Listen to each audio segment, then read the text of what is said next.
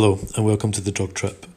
This channel is here to feed the curiosity of those who would like to gain an insight to the effects of various drugs and substances through user experiences and stories, with our main goal being to entertain and reduce harm and abuse. We post regular trip reports every few days, so if you do enjoy these, we would really appreciate it if you subscribed. And more importantly, we love to hear our viewers' thoughts, opinions and experiences, so please leave something for us in the comment section and we may use it in a future video. Enjoy and be safe.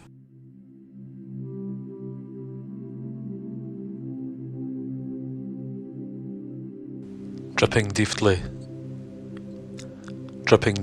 into the visual ebb and flow of the DMT, I just walked through the thin fabric of the visual fractal fantasy.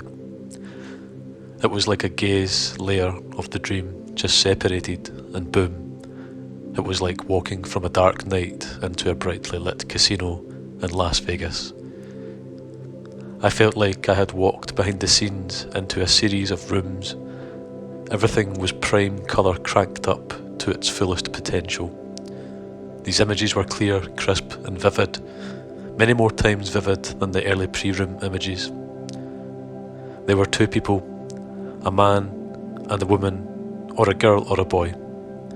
They appeared to me like simple balloon computer-generated images.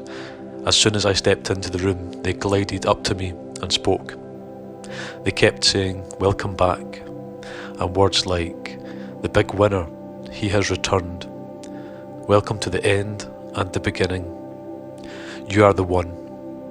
As I looked around the room, I felt the sense of some huge celebration upon my entry to this place. Bells were ringing, lights flashing, fear began to rise in me as I felt the deep change in my world. The sprites began to lead me around the room, showing me how all my life they had been preparing for me to have this return. I was shown dozens of experiences simultaneously in my life that had led up to and been clues to this moment. I was shown in a flood and an onslaught of images, thoughts, situations, raw feelings that everything had been building to this moment, that this moment had been planned. They told me it was a gift, that I had been selected to be the one. I felt feelings of huge relief, excitement and fear in the sprites. At this moment in the experience, I became afraid for my life. I felt that this gift would cost me my life. I did not want to be the one.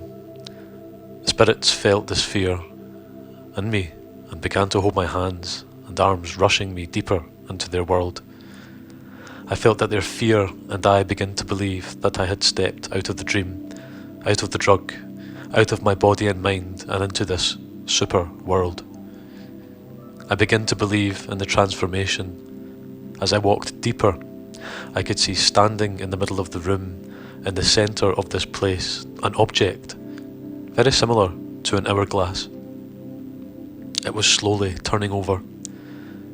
I became aware that this vessel, as it tipped over, transferring its contents from the small red end to the larger blue end, was transforming me. I felt my humanity slip out as I was filled with this new powerful light, a light of greater perception, of clarity. It felt like this gift was not only a gift, but equally a death sentence from my physical body. I felt like I had been chosen to receive this, not out of the benevolence, but out of a need to release this power and perception. There had to be the one, to relive the others. There had to be the one who perceived completely.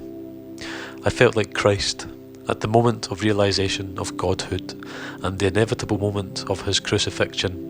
I also felt like all this knowledge and perception was far too large to be processed by my physical mind, and that death was the obvious transition. As this moment of realization hit me, I felt the sprites smile and step back. They told me I was the one, and this was real, and that it would never, ever end. They said, "Do you not believe? Then see."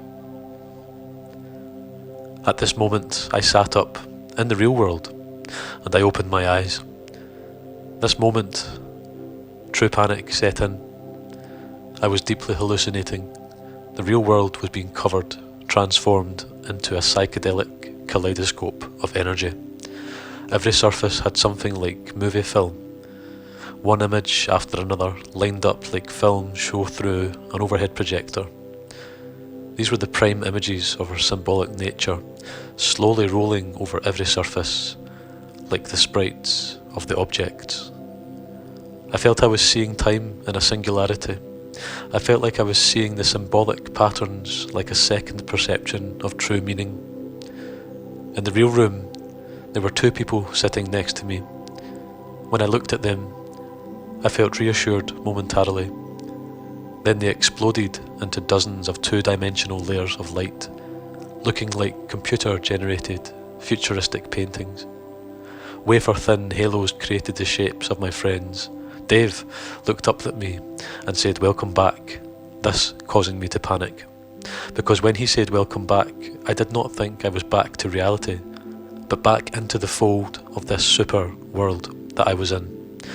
Back as their chosen one, or at least one amongst them. I perceived Dave and my other friend Poon as personal guides or guardians or gatekeepers there to welcome me into this new, exalted state. That moment stripped me of my world, my truths leading me to believe that my hallucination were indeed truth. I once again had the crashing feeling of winning, of being chosen, and being forced to receive this unwanted sentence of total vision. I had this crash as I could see once again the cause and effect of my being there and the price I would have to pay. I was the Bean King, and the price of my gift would be perceptual transcendence, but physical death. At this time, I felt like a collapsing feeling as I gave in to the experience, expecting my fate. I remember thinking that the hourglass had turned a little further and I was pouring out of this life and into my new one. I said out loud, "I am dying." Then I lost support of my body, myself, my existence, and I began to drift.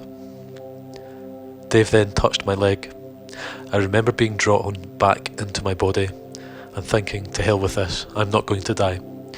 Not yet. And I felt the sprites smiling around me and looking at me. I felt the fear. I felt the exhilaration of my visions.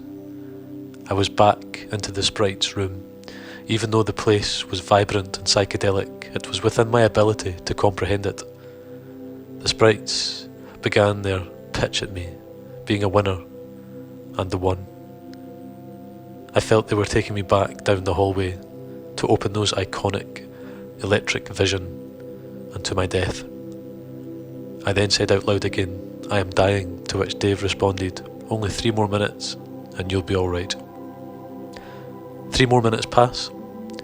Although 3 more minutes was like a life raft that I sailed out of that world. As soon as I was able to believe that in 3 more minutes I would be normal again and everything began to fade, I then felt in control of my body and more so my life. Slowly I drifted out of their world and back through the gauzy world of colours and patterns. With a little extra coaxing from my friends, I was able to wake up and separate myself from that moment. I still vibrate from that experience and I'm very grateful to have been with my friends.